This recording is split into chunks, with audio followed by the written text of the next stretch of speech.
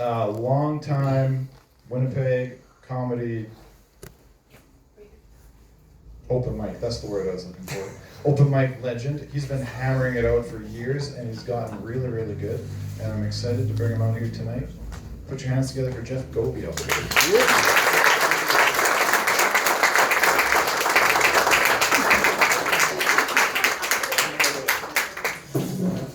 One time for Joel. Yep. Appreciate it. Appreciate y'all being here. It's been a wacky ride out.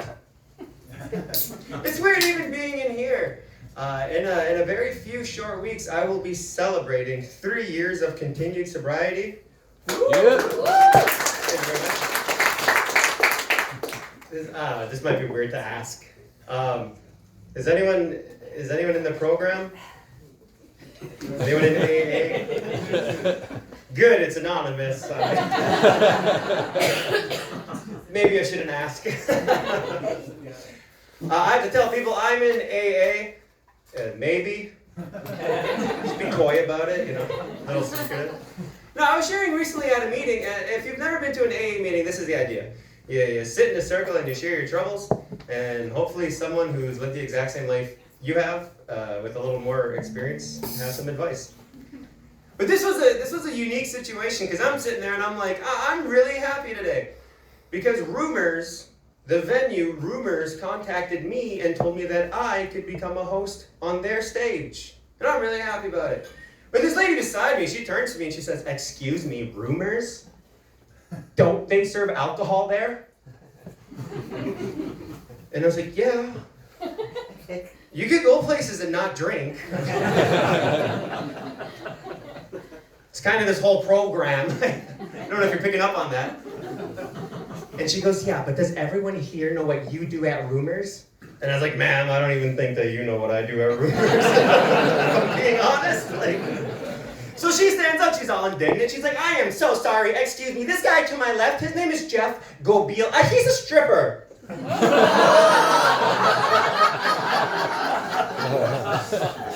was like, no, I'm not a stripper. Sorry, Rumors Comedy Club. It's called, I do stand up.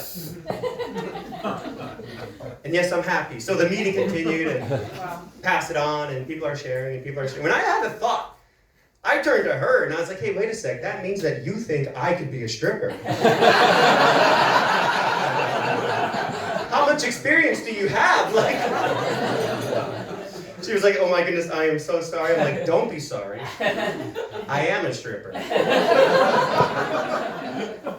Maybe. It depends if rents do, You guys are fans. I say this every time I'm here. How the hell does Steinbach have the most beautiful people? I realized last time I was in town, I'm a Steinbach 3. Which is weird, because even in my community, I'm an indigenous dude, and there's an issue going on in Indian country right now. It's called pretendians. I don't know if the news of pretendians has reached out here, but pretendians is a non-indigenous person pretending to be Indian. Kind of like the OG, like Buffy St. Marie. She was kind of the first big person outed. More recently, there's an author, Thomas King, the author of Inconvenient Indian, took a DNA test and confirmed what we already knew. He came out and was like, "Guys, I am so sorry. I just found out I'm not indigenous." He's a fiction author. The only thing he was writing fiction about was himself. But even within Indian country, people will look at me and be like, "Jeff Gobiel. Gobiel's not an Indian last name. Light-skinned pretty boy, he's not native." Also, I can prove Jeff's not native. He can grow a beard. It's not stringy at all. I constantly got to tell people, "Guys, I am indigenous with my status card, proudly from Manitoba. Housing." I grew up on welfare, what can I say?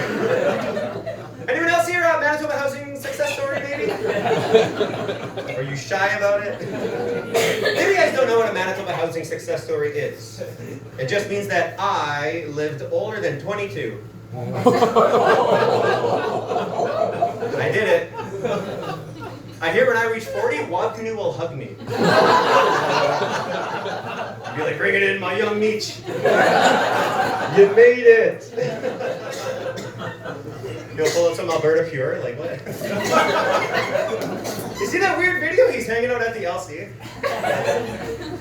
I'm sober now, so when I tell my friends I got a box from the LC, they're like, is it hot and ready? Some Little Caesars. Yeah.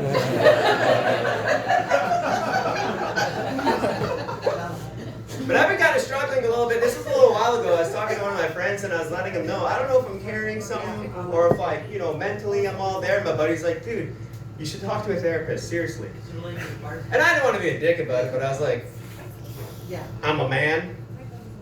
I don't think I'll go to therapy. And my buddy's like, well, if you're such a man, why don't you go to the gym? It seemed like a smart idea. But hell yeah, the alcoholic diet. I like that. So I went to the gym, and I'm not really familiar with free weights, but I do know the Stepmaster. It hits start and go. And I gotta say, 4 minutes on the Stairmaster, I had an epiphany. Therapy it is. I am no man. The gym has all these threatening signs. I got scared immediately. It was, don't drop the weights. Don't make them heavy. Some guy saw me struggling and dropping weights. He's like, Jeff, I'll teach you. 60% load, 3 sets, 10 reps. Your third set, that's your fatigue set. That's when you build muscle. I was like, fatigue set? Bro, I walked here. I came tired. What? I'm building muscle now. Like, my Fitbit was like activity detected when I was tying my shoe. I hate that that part's real. I can't write that. I can only live it. No, but I've been struggling. I didn't really want to go to therapy. So someone told me, why don't you check out some holistic stuff, do some self-care. So right away I got to hop on Google and find out what is self-care. It seems self-explanatory. It's really not, because the definition, like you think you know self-care. Do you really know the definition? Do activities that will enrich your spiritual, emotional, physical, and mental well-being. Dude, gun to my head, I probably couldn't say that twice. I was like, all right, I got to enrich 4 quadrants of my own being. I guess I'll go to Safeway. Stop at Sobeys, like get me a cake, That has to be self-care. Eating a cake? Because the thing I normally do for self-care, I need some lotion. Not to be gross. There are certain circumstances which require me to use lotion. No, I had a friend recommend, he's like, you should check out this thing, it's new age, it's kind of holistic, it's a red light treatment, you'd love it. And as a native guy, I'll judge. I was like, holistic, I'm there, dude. Red light treatment, you go in a glass box, and I had to stand there naked, except my Star Wars underwear, hands up, with a really bright light, just red, absolutely bathing me head to toe, supposedly healing my skin on a microscopic level. Dude, all it did was burn out my retinas. I wanted to yell at the staff, but I wasn't even sure if they were there. I came out, I was like, that was $40? That was $40. But I told them, I have an idea, because we have that in community. I'm like, you can have a red light treatment, but if you were to add some colors and some flashing lights, red light treatment could become native light treatment. It could, same thing. I'll stand there, naked except my underwear, hit me with that red light, and then flash blue light and red light and blue light. Where are my natives at in the room? Then shut up and laugh. Put a siren on top. Think about it, I was already in a glass box. Native light treatment. I actually went through with it. I used to be a white guy. Some of you guys are like, I wonder if he really is native. I might have to see his status card. No, I have to blend in community sometimes to hide my whiteness. Like, what?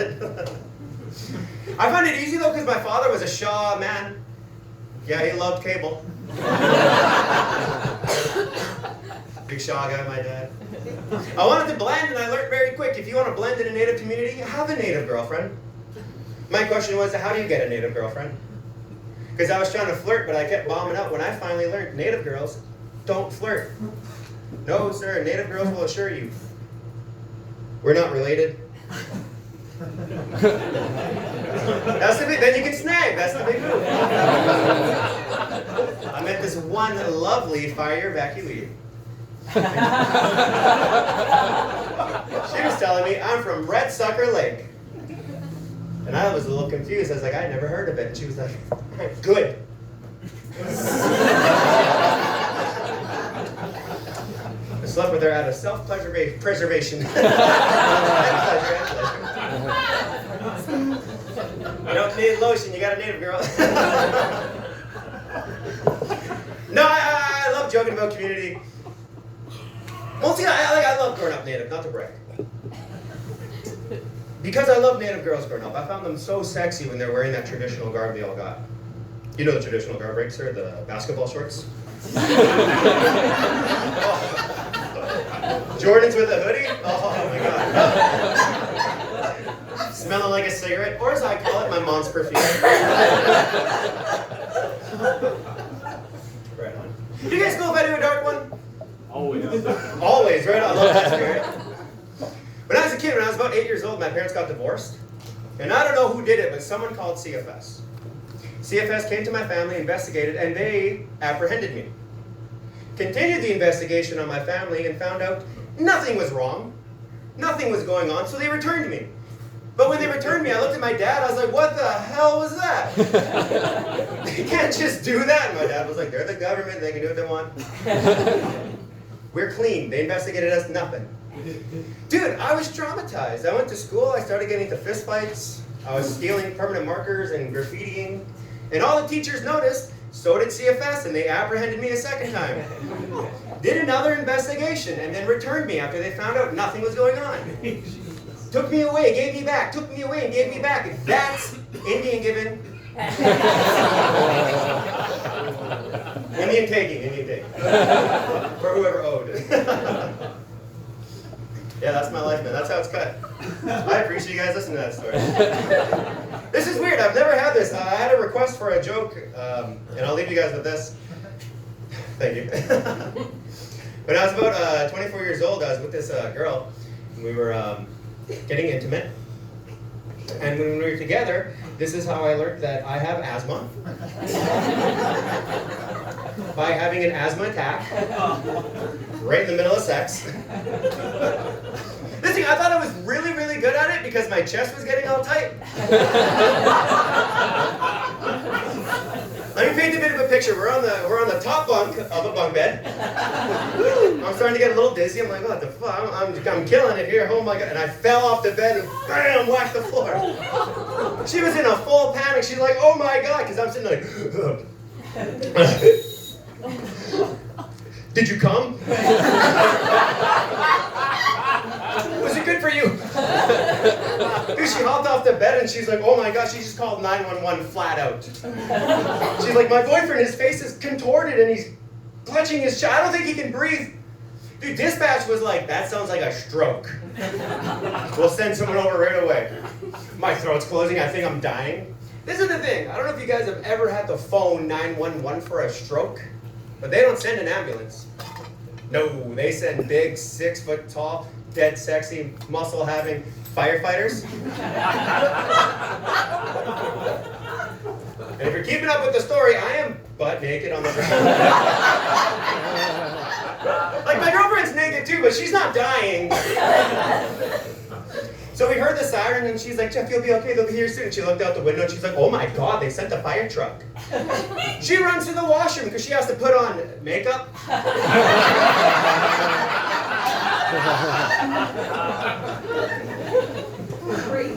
Firefighters come to the door, like bang, bang, bang. My girlfriend opens the door. She's like, hello? They're like, ma'am, we got a call about a stroke. And she was like, I think my roommate was having a stroke. Dude, those firefighters took one look at me. They're like, buddy, where's your puffer? Nothing is more emasculating than 4 firefighters calling you buddy. All 4 of those firefighters, they actually got down and they lifted up my now ex-girlfriend. They took him with her, they carried her into the sunset. I still get haunted when I see a sunset. Because firefighters are the most sexy thing. How can you compete? I couldn't. The next time I was with a chick, I decided to be sexy. I wanted to do something to get my manhood back. I put on a glow-in-the-dark condom. I thought that was something. I'm like, it's a lightsaber. This girl, she looks at me like, that's a light dagger. I was so mad. I'm like, that's not even a good, anyone could have come up with that insult. You know what she says to me? She looks at it one more time, and she's like, oh, it's Obi 1 inch only.